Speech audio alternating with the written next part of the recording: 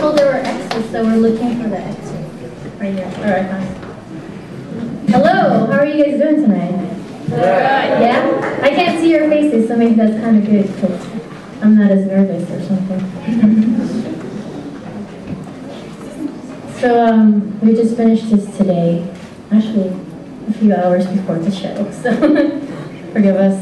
It's the first time we're performing together. We've never done it before, so we're doing it now. So if we don't succeed, we're just going to do body rolls.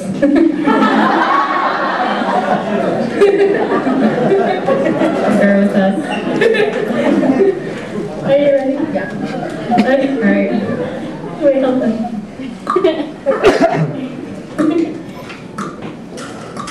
Raindrops fall like clock hands tell time, when memories turn back pages to my childhood.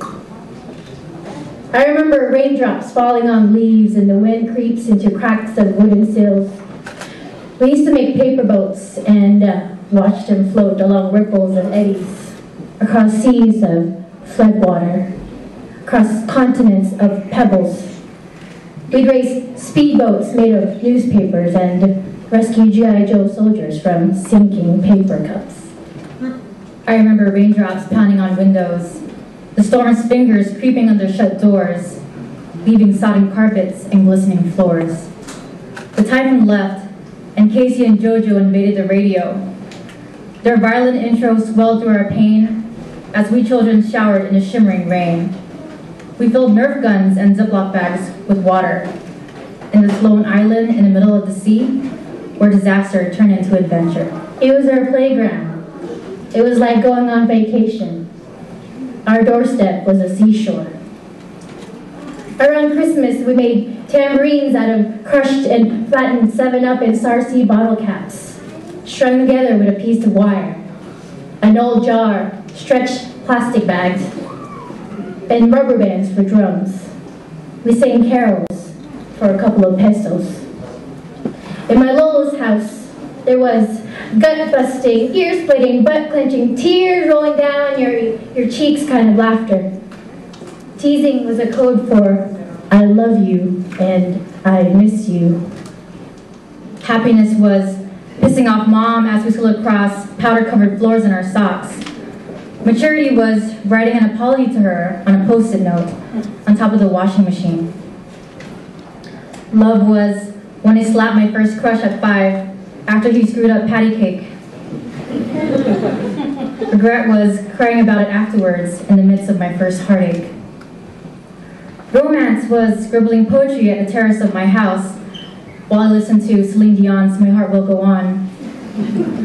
Victory was winning a soccer game by kicking the shins of 8-year-old boys.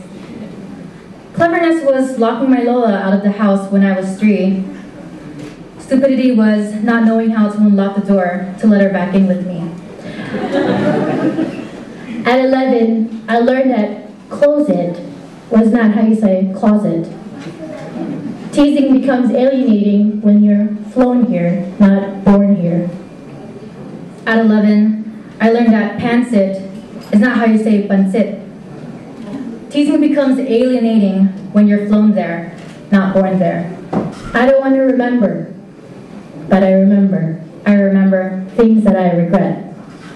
I learned at 8 that in disaster you're supposed to suffer and then to recover, like pouring salt on an earthworm and watching it squirm.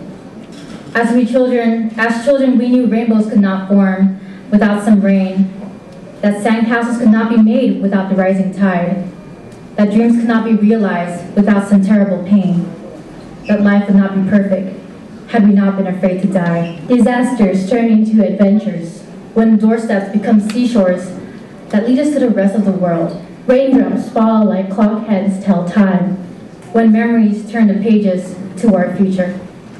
That's it.